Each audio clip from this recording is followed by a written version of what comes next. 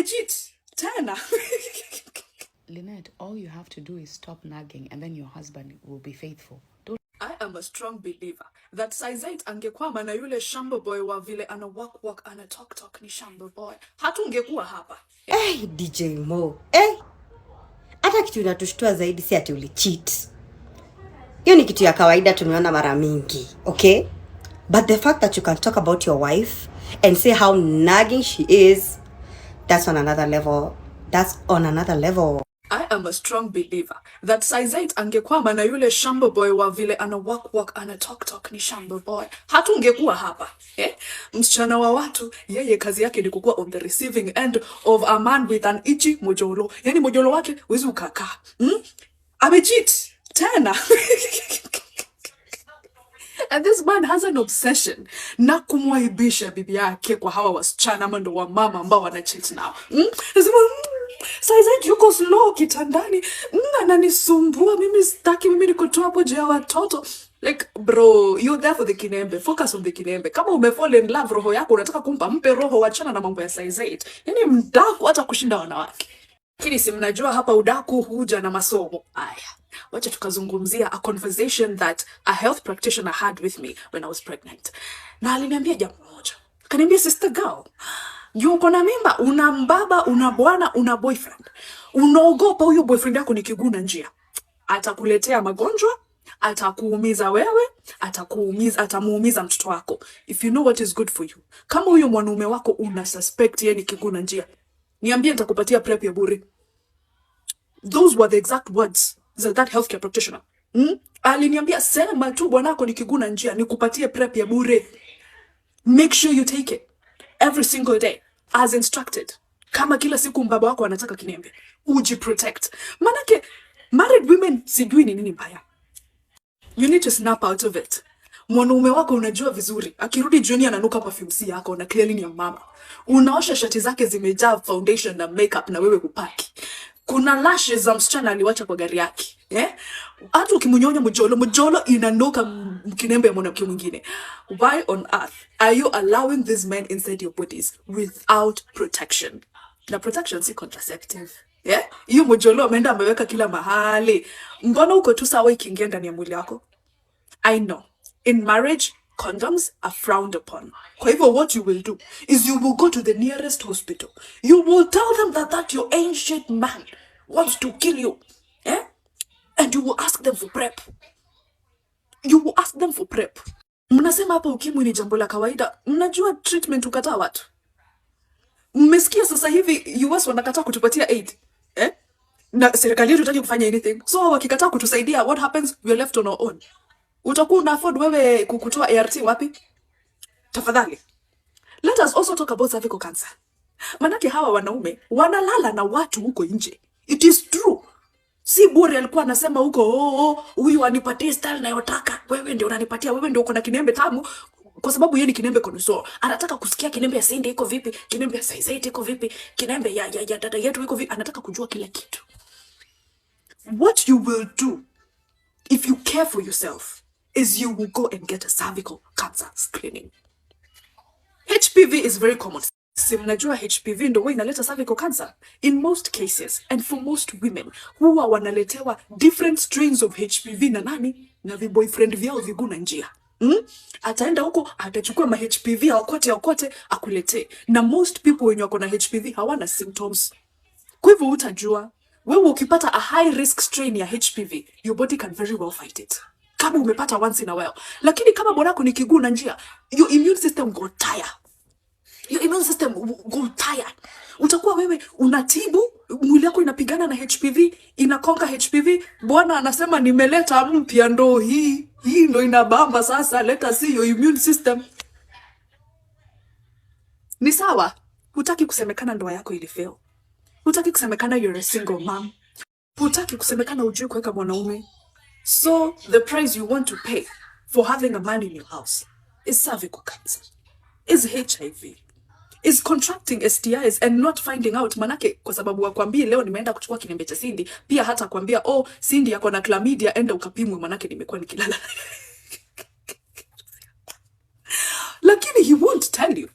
This is why wanawake wanna go blind, because you've been living with syphilis for 3 years and you had no clue. Meanwhile, bwanako alijua na akapata matibabu. I want the married women and the women in long-standing relationships to tell us. Kwa sababu wanungu ni viguna njia, tunajua. They are telling us that they are tired, that they want out. They are telling us. Lakini sisi, kwa sababu we are not in long-standing relationships with them, we can actually tell them, wajua nini jiami bwana, shika trust. Nyinyi wenye muko na mujolo inaishi kwa nyumba, how are you protecting yourselves? Kwa sababu najua many of you trust haiko mpangoni. You're not using the CDs. How are you protecting yourselves from the illnesses? Ama protection ya pregnancy peke yake. I've just seen the statement by Saizate saying that people have said many things about her marriage, and on Friday and Saturday they are going to hold prayers to fight the principalities and the devil that is interfering with their marriages. So they are going to meet on Facebook, I think, and IG, so that they pray. And all the women whose marriages are under attack. I don't even know where to start. First of all, there is a level of religious psychosis you get to where you have a grandiose sense of self, where you imagine that the entire heaven, the entire universe, and all the powers that govern the universe rotate around you. Because even like looking at this from a realistic perspective, put yourself in God's shoes. What is the priority? Families that are hunger-stricken, families that are in war-stricken zones, families that have been hit by natural disasters, or you with your husband who cannot keep it in his pants. Gani priority? Hata kama wewe ni Mungu, sahi, gani unaweza pea priority? Marriage is a personal choice, free will. You have chosen to be married to a man who does not respect you, who badmouths you, who sleeps around.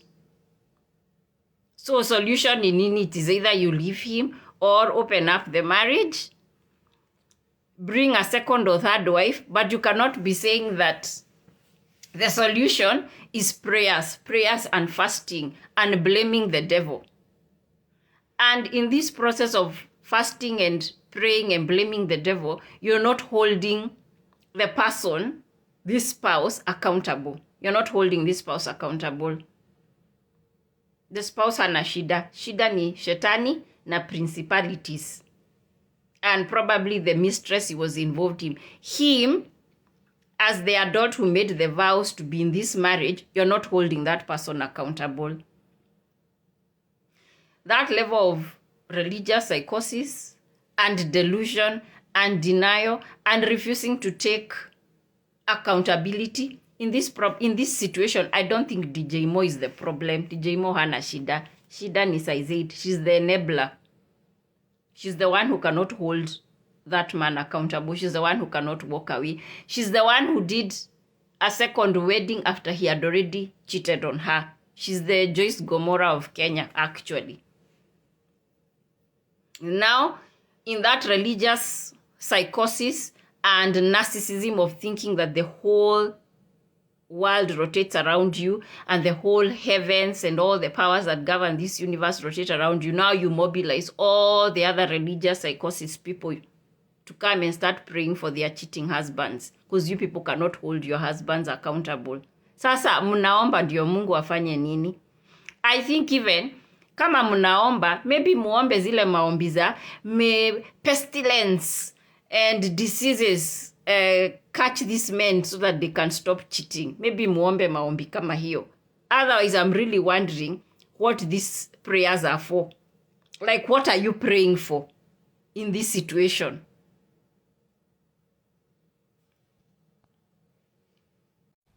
Lynette, all you have to do is stop nagging and then your husband will be faithful. Don't listen to these people telling you to leave your man. All he called you was nagging to a girl he was trying to bed. Other men, I personally know of a man who would tell his girls that when I get with my wife, it's like putting my hand in a sufuria full of soup. That woman also did not leave. So you have no reason to fight. This is devil just striking again, but you, what? Protected. Lynette, keep fighting for your marriage. I have a feeling the man's about to change. Because, see, that thing you're doing, the nagging, it's in the Bible. It's better to live in the corner of the attic than with a nagging wife. You, Lynette, right? DJ is complaining straight from the Bible. I change you, okay? Do not let another woman come and eat your sweat. That beautiful house that I saw, that kitchen, you want to leave that for another woman? Small matter of infidelity. Do not listen to these people. You see that route that you've chosen? Fight, okay? On your knees, my girl, okay? After all, most STDs, you can live a very long, fruitful life. And even if you lose your life, believer you, heaven, okay? I cannot teach you everything. See, there's a campaign on here, right? To ruin people's marriages. When devil just tempts somebody small like this, everybody's like, leave.